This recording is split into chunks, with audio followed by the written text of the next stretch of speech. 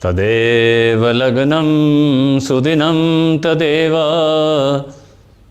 ताराबलं चन्द्रबलं तदेव विद्याबलं दैवबलं तदेव लक्ष्मीपते तेऽङ्घ्रियुगं स्मरामि। साथियों नमस्कार, मैं यज्ञोत्त Sharma future pro YouTube channel पर आपका स्वागत करता हूँ। एस्ट्रोलॉजी की कड़ी में अगली वीडियो आपके लिए प्रस्तुत है। पिछली वीडियो में हमने इन 12 भावों को विषय में बात की थी और इन 12 भावों को हमने 3 भागों में डिवाइड किया था, जो केंद्र, चार, पणफर और आपोक्लिम। केंद्र जीवन का आधार, पणफर सक्सेस सफलता और आपोक्लिम कष्ट नुकसान। आगे बढ़ने से पहले हमेशा की तरह विनम्र निवेदन कि आप हमारे वीडियोस को देखें, लाइक करें, शेयर करें, चैनल सब्सक्राइब करें और बेल आइकन दबाना ना भूलें, ताकि जैसे ही कोई नई वीडियो लॉन्च हो उसकी सूचना तुरंत आपको प्राप्त हो जाए।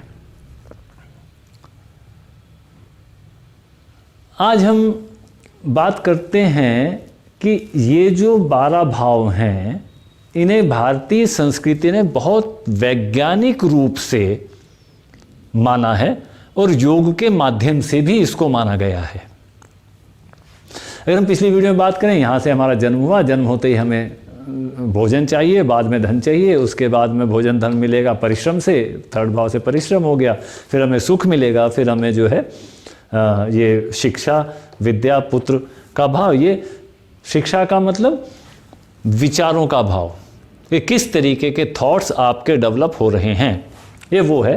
फिर जीवन का मज़ा नहीं जब तक शत्रु ना हो या प्रतियोगिता ना हो, और उसके बाद में प्रतियोगिता जीतेंगे तब हम जिएंगे जब हमें जो है ये पता होगा कि हम अपने भागीदारों के साथ में या समाज में हम किस तरीके से रहेंगे, तब हमें पता चलेगा। उसके बाद में फिर ये हमारा जो है आयु का स्थान आ जाता है, क्योंकि ये सब कुछ बेकार हो जाएगा अगर हमारे पास में आयु ना हो।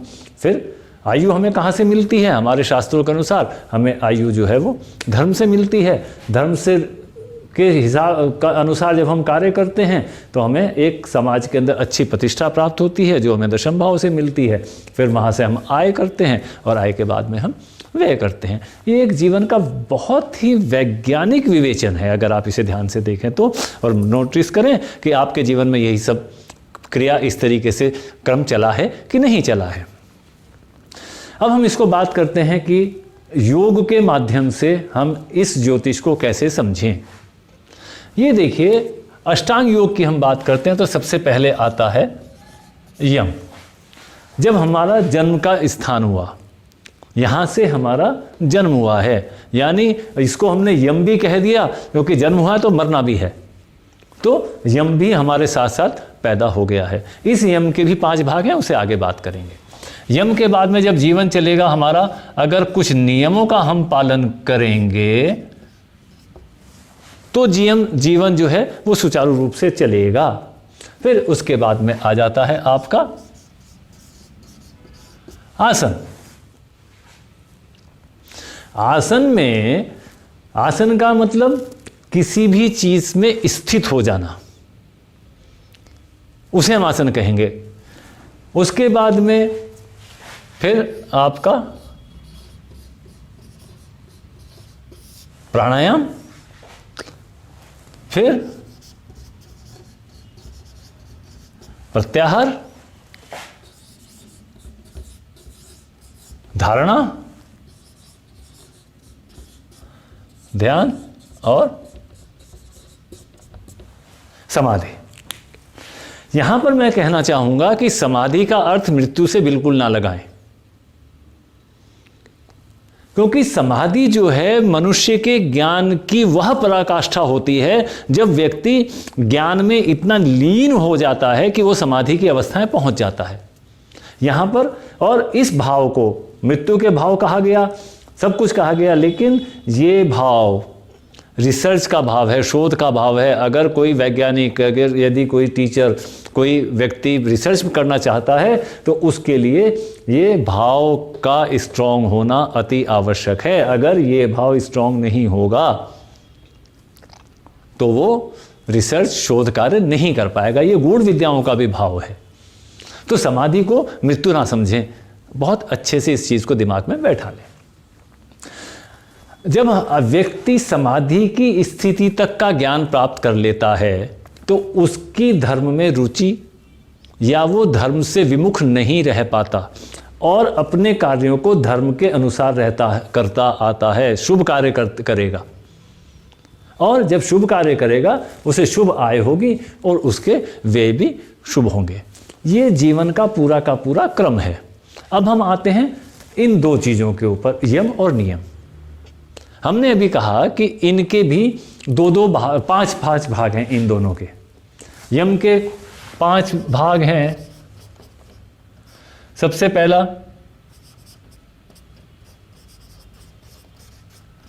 अहिंसा। अहिंसा, जब हम मन, वाणी और कर्म से किसी के साथ हिंसा करते हैं तो वो अच्छी बात नहीं होती, सब जानते हैं।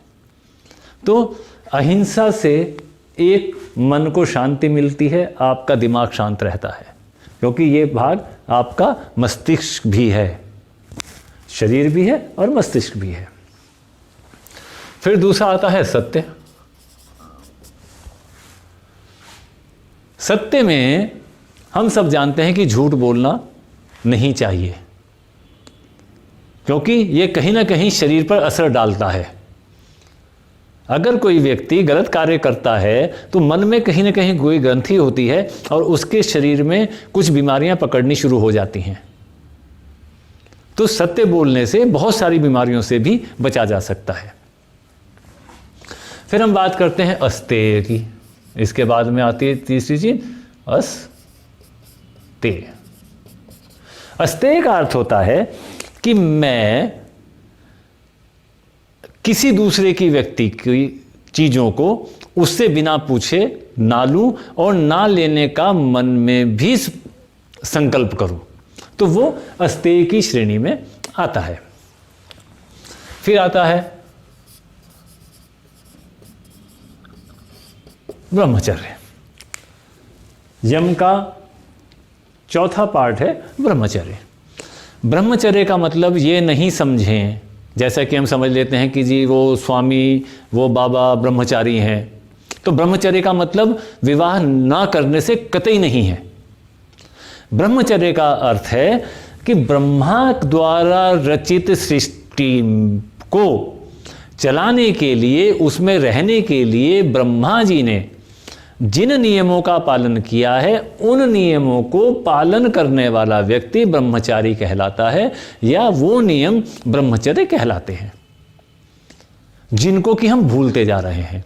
अगर छोटी सी बात यहां पर कहता हूं कि अगर ब्रह्मचर्य का पालन सीखना है तो आप चिड़ियों को देखें, चिड़ियों से सीखने की कोशिश करें, आपको पता लग जाएगा कि ब्रह्मचर्य होता क्या है। फिर 5वां इसका अंतर आता है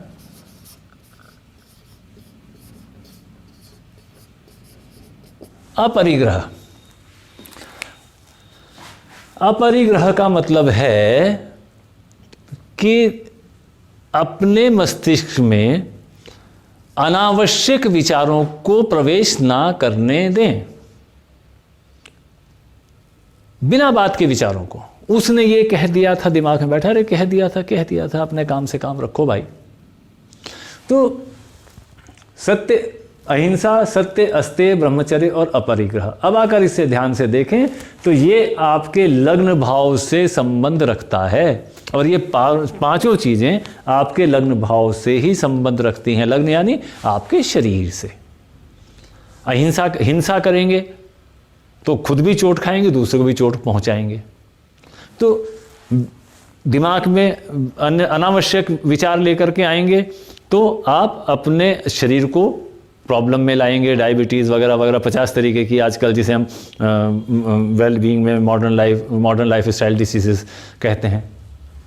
ये 5 नियम शरीर से संबंधित हुए। अब हम नियम की बात करते हैं। यम के 5 अंतर, नियम के 5 अंतर। नियम का सबसे पहले आता है शौच। शौच मतलब जैसे आप जानते हैं सफाई, शरीर की सफाई, बाहर से और अंदर से, आंतरिक सफाई, आंतरिक शुद्धि और बाहरी शुद्धि, दोनों को इस शौच के अंतर्गत रखा गया है। जब आप शुद्धि में आते हैं तो आपको संतोष की प्राप्ति होती है। संतोष के बारे में कहने की कोई अधिक आवश्यकता नहीं है।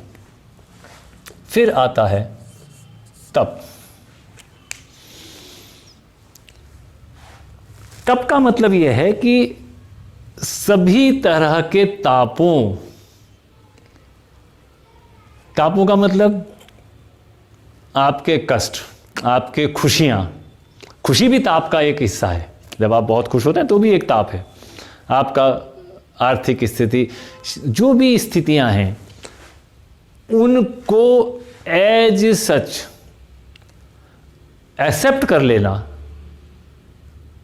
ये तप कहलाता है।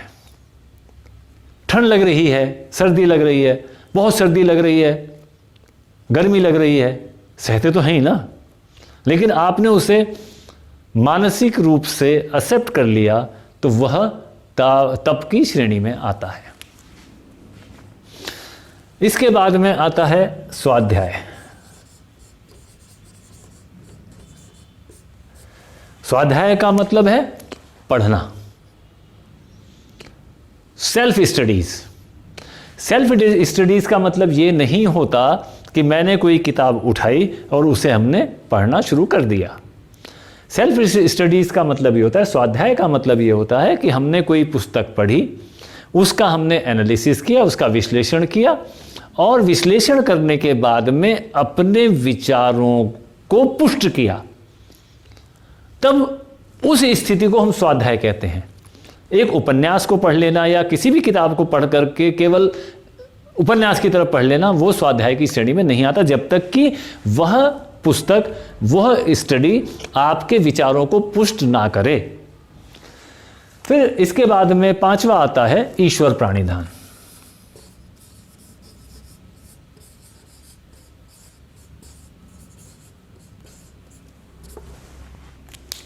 ईश्वर प्राणिधान हमें जीवन में कुछ ना कुछ मिला, हम जिस भी स्थिति में हैं, ऊपर की स्थिति में, नीचे की स्थिति में हैं, जो भी हमें विद्या मिली, जो हमें धन मिला, जो हमें संतान मिली, जो हमें समाज में या जीवन में जो स्थान मिला, दुख मिला, कष्ट मिला, उस सब के लिए जो भी कुछ मिला है, उसके लिए हमें ईश्वर को धन्यवाद देना है। ये ईश्वर प्राणिधान की श्रेणी में आता है। अब आप ये ध्यान से देखें, दूसरे भाव से लिंक है। दूसरा भाव धन का है,